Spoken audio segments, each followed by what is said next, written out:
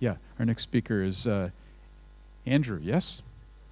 Yeah, so Andrew comes to us from King's College, where he is a reader of neuroimaging at the Institute of Psychiatry and a consulting clinical scientist at the South London and Maudsley NIH Foundation Trust. Thanks for being here, Andrew.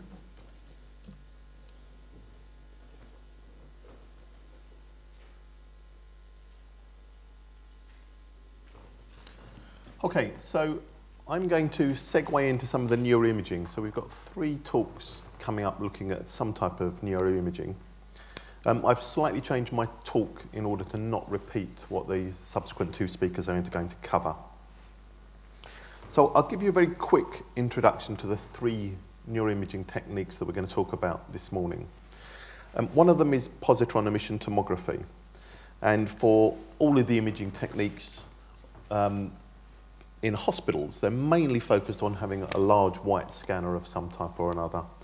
And this one uses a small radioactive tracer in order to look at blood flow, in order to look at receptors in the brain, and also to look at the deposition of amyloid, for example, in Alzheimer disease or in Down syndrome with dementia. So Linda's going to be talking about that in a lot more detail. The technique that I'll mainly focus on is magnetic resonance imaging. And the strength of magnetic resonance imaging is really the soft tissue contrast, so that we're able to look at the brain in different planes with different contrasts, and we are able to get both exquisite resolution and exquisite contrast. So great for looking at the grey and the white matter, the deep structures in the brain, for many different types of conditions. I'm also going to talk a little bit about magnetic resonance spectroscopy, which is an area I particularly focus on. And we're able to pick out a number of chemicals within the brain and measure their concentration to look at how those might differ between a disease and normal healthy adults or children, and also to look at how these might be modified by a treatment. And particularly exciting at the moment is work looking at GABA and glutamate spectroscopy and the obvious links therein with some of the new treatments that are coming through and that are being used already in Alzheimer's and may go on to be used in Downs. And then the final technique that we're going to talk about this morning, or that Alex is going to talk about, is EEG. And EEG is perhaps more subject-friendly than either PET or MRI. So it's simply wearing a very high-fashion swim cap with a number of electrodes on. And it's probably more amenable to children in that respect. You know, there's some people, my daughter always is annoyed by putting a sun hat on her, but you know, most children could be persuaded to wear something like this. So how is neuroimaging used? I tend to think of there being 3 sort of ways that neuroimaging is used. One is the clinical, so the diagnostic. The second one is the research. And then the third one is the clinical trials work that is really essential if we want to trial new treatments, show that they're effective, and then hopefully pharma will then bring them through to market. So clinically, at the moment, there's relatively little use in Down syndrome. Sometimes there's a case of ruling out other pathologies. You'll have had a change in behaviour.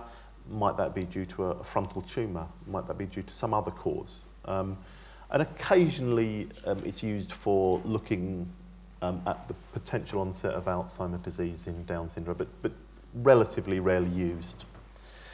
Research is perhaps the biggest area at the moment. There's not a huge amount of neuroimaging research going on, but we'll hear about some of the good work today. But MR, neuroimaging more generally, is particularly good for looking at neurodevelopment. And it's also particularly good for looking at neurodegeneration. And Downs is one of those interesting conditions where we've got both neurodevelopmental difficulties and we've got, not quite guaranteed, but well, almost guaranteed neurodegeneration in the sense that you will get a build-up of amyloid in almost every person over the age of 40 with Downs. And by carrying out research, you can generate ideas for new treatments. Then I think of neuroimaging as a tool for carrying out clinical trials. You can think of it as an objective measure for looking at the impact on the brain, for example, of the deposition of amyloid, of brain atrophy. And often, certainly with MR, if you're going to do a clinical trial and you use MR, and MR is a relevant tool, it's not always a relevant tool, then you can reduce the number of participants roughly by a factor of 10. And so that means that although neuroimaging techniques are often quite expensive, it's often cheaper overall and you can carry out a trial more quickly. So we can be testing these new treatments. And that might be either a treatment that's led by the pharmaceutical industry, or, as increasingly we want, local investigators doing small-scale proof-of-concept studies that could then go on to be taken up by pharma. So I work at King's College London. We've got a couple of campuses, but we're based in Camberwell. We've got a custom-made neuroimaging building here.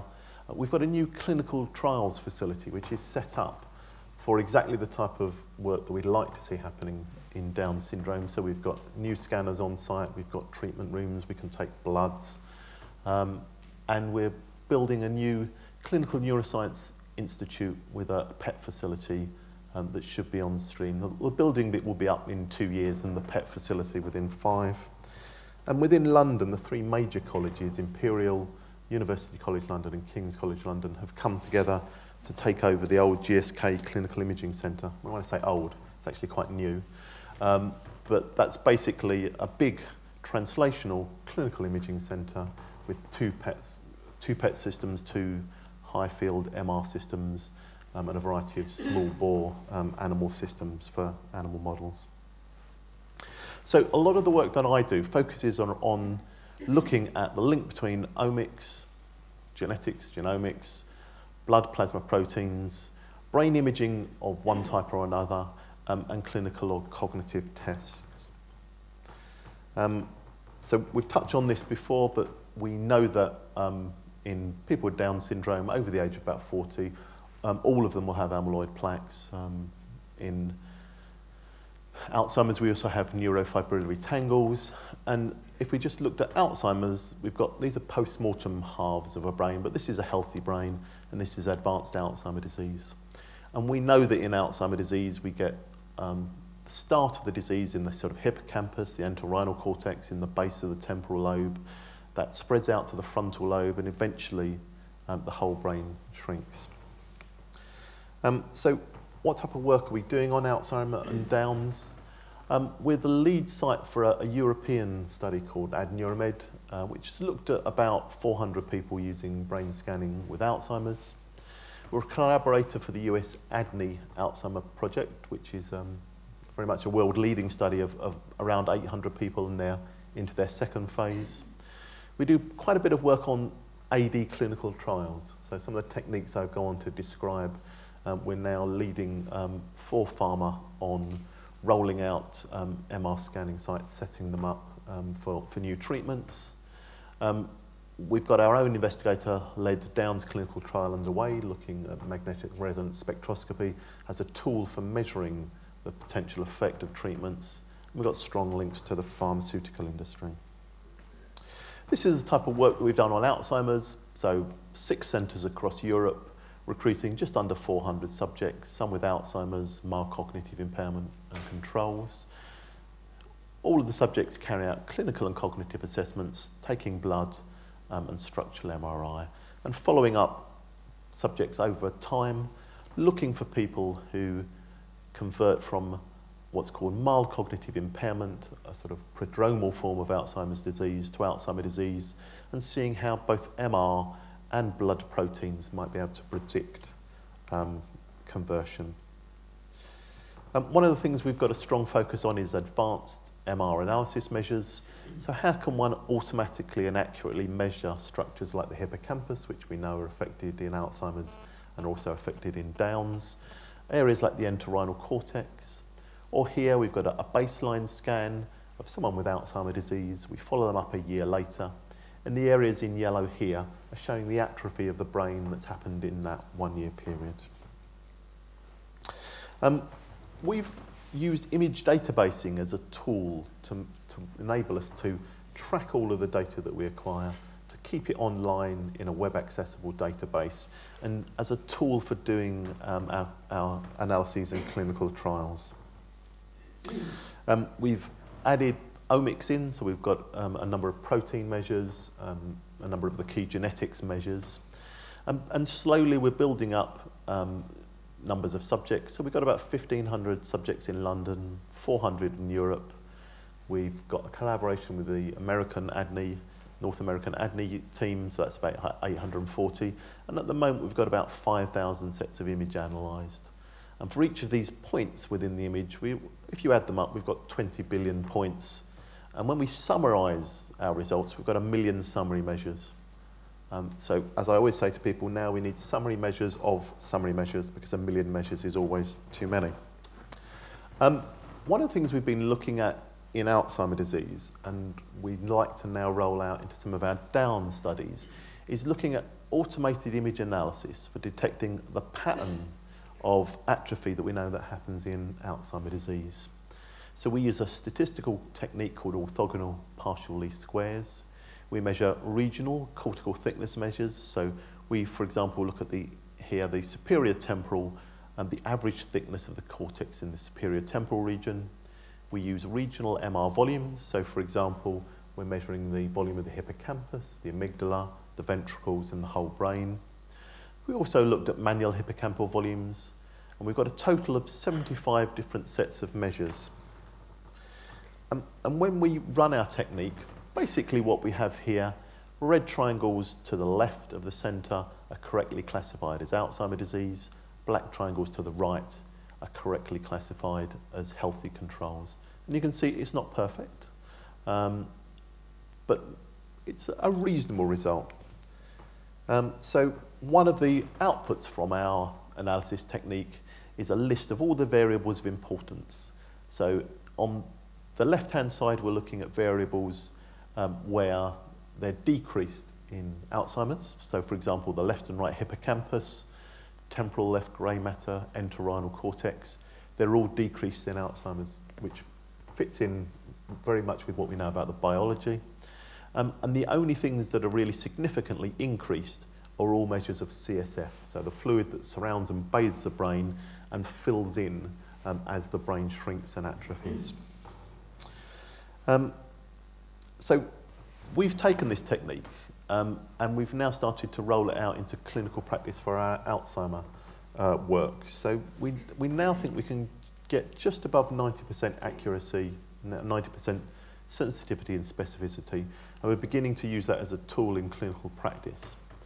And one of the studies we've got planned is to look at our Down syndrome data and then match that and try and take a view from the MR images, what we think would happen in terms of being able to say whether or not people have got Alzheimer's with Down syndrome. So that's a piece of very interesting work we're planning to do over the next few months. So what are the main MR findings in Down syndrome? In non-demented Downs versus controls, there's a network of regional changes, and we find greater age-related reductions in frontal, temporal and parietal lobes. When you compare people with Down syndrome who have got Alzheimer's versus those who have not got Alzheimer's, so typically we're talking about people in their sort of 50s and 60s, we find smaller hippocampus, smaller caudate, smaller right amygdala and putamen. And if we looked at hippocampal measures, we found that we're able to distinguish 92% of Down syndrome negative Alzheimer's disease subjects classified correctly by hippocampus, and 75% Down syndrome with Alzheimer's disease. So we think that with some of our techniques that we've been working on, we should be able to improve that. In magnetic resonance spectroscopy, in Alzheimer's disease, we find that NAA, which is N-acetyl aspartate, a measure of neuronal density or function, is decreased, and that's reflecting neuronal loss or damage. And myoinositol, it's increased. And this process is still under investigation. And when we look at Down syndrome and dementia, what we find is that NAA is similar, so it's reduced, reflecting neuronal loss or damage, but myoinositol is increased even further relative to Alzheimer's disease. So we've got a normal healthy control, someone with Alzheimer's disease who has got that increased myoinositol, someone with Down syndrome who's got an even further increased myoinositol. And we think that's an interesting marker that for some treatments might be a way of measuring it. This is an interesting piece of work. It's a very complicated slide. And if you want the reference to it, I'll let you have the reference to it. But imaging can be used as a quite interesting tool for looking at genetic studies and also for looking at other potential biomarkers.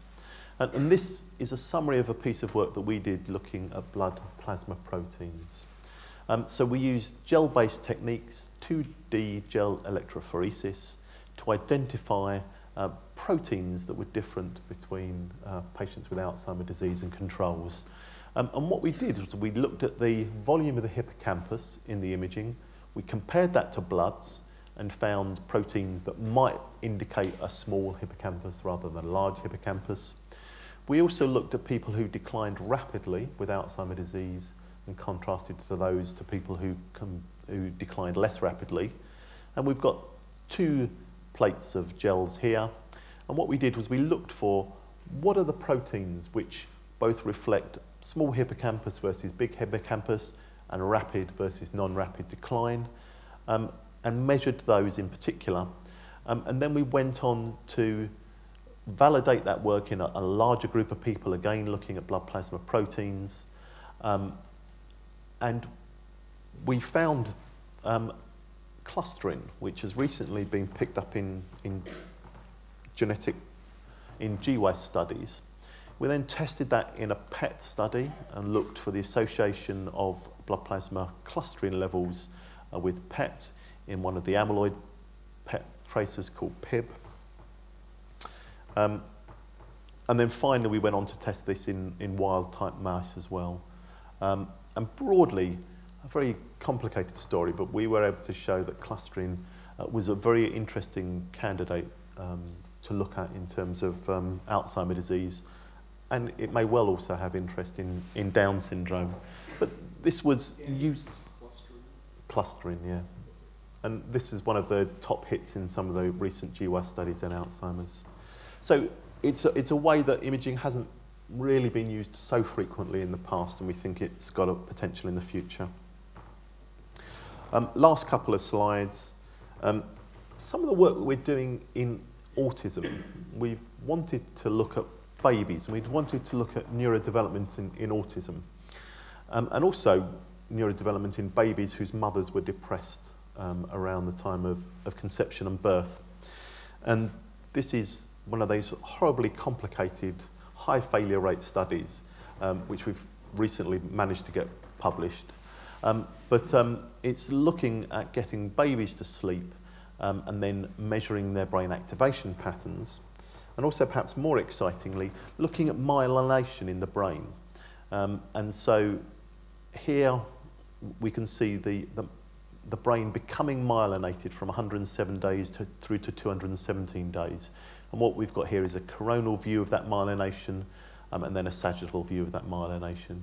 And what we're looking at now is new babies of siblings of children who have autism. And there's perhaps 1 in 4 chance that they will develop autism. But this is a way of beginning to look at the developing brain in vivo in children with autism. And it would be interesting, again, to consider whether this technique might have some use in Down syndrome. So where are the gaps? And it will be interesting to see how the different neuroimaging people come up with completely different gaps. But I think our strengths are that we can do in vivo visualization, so we can measure quantitatively the brain. If we're moving into clinical trials, if you use neuroimaging, we can definitely use much smaller numbers than you can do with more conventional clinical trial designs. Weaknesses, subject tolerance. So getting people into the scanners and keeping them still can be a challenge. Cost, they're not inexpensive, so MR is moderately expensive, PET is pretty expensive. Gaps to be filled, faster imaging would help both on subject tolerance and cost. And there's an interesting range of new PET tracers, looking at microglia, for example, that might be of interest. Tools, faster acquisition, new PET tracers. People, I think showing young researchers that there is a future career for them, and that there will be, it is an interesting field is important. Funding, European, UK, EU, North America, and pharma. And then my last slide, how can the community help? I think lobbying decision makers, politicians, funders, awareness raising in the community, research and clinical trial volunteers. We're always, recruitment's always a challenge, and if we've got new treatments, then we need people to come forward and volunteer. And how success will enhance the lives of people with Down syndrome. I think neuroimaging can contribute towards a greater understanding of Down syndrome, and it can certainly make a contribution towards the assessment of new treatments that I think everyone in the room is looking forward to. Thank you very much.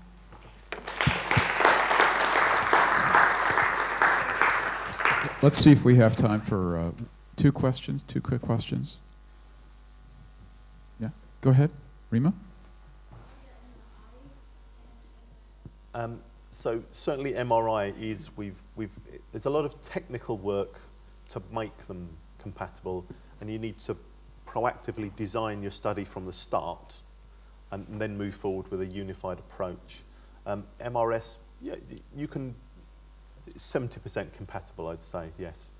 What's difficult to do is to look at data that someone has collected on one scanner with one protocol and someone else has collected on another scanner with another protocol. Trying to pool those post hoc is quite difficult. But you make the interpretation in only one center, or you collect the data and only few people are responsible for the quantitative interpretation. So, for example, for the European Alzheimer study, that was collected at 6 centres.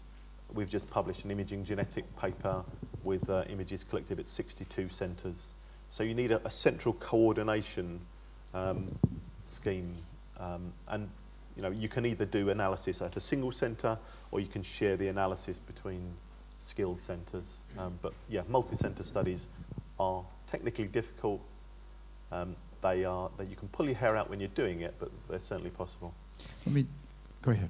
Yeah, I have a little question also for you. You showed that the hippocampal volumes are like a very important variable, and probably they do have importance also as a prognosis variable, if I understood correctly.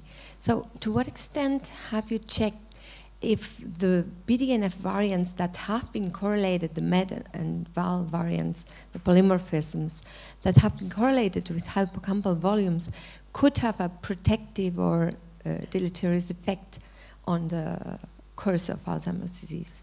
Yeah, so we have a piece of BDNF work going on at the moment. Let me ask Andrew just a quick question. So one of the problems in designing the Roche trial, or any other trial that will go forward, is which group to study and how to study them and how to measure changes. And so MR volumes might be very helpful. Tell us, if you will, when, or can you tell us, when hippocampal volumes begin to change and how rapidly they change? It's an excellent question, and it plays to the question, when does Alzheimer's start? And certainly, although I'm a neuroimager who looks at Alzheimer's, so I'm not an Alzheimer's expert per se, but in the time that I've looked at Alzheimer's, the start date for Alzheimer's has sort of moved backwards. And what you really need is good prospective trials looking at people over a couple of decades.